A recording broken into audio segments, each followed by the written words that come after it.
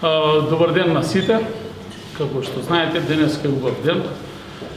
Се сретнаме и официјално да одбележиме дека женскиот ракометен клуб од нашиот град оваа година има две титули.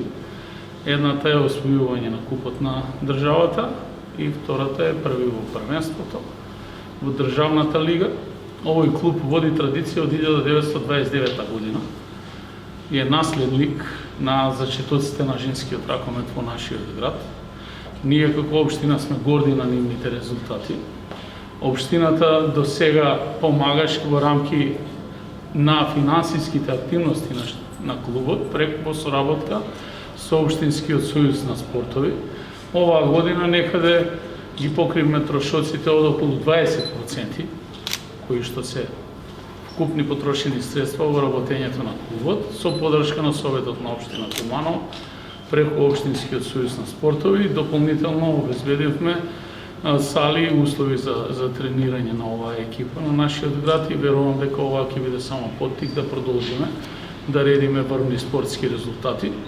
Овој женски ракометен клуб за прв пат после подолг временски период во текот на оваа година го представуваше градот и на меѓународно ниво.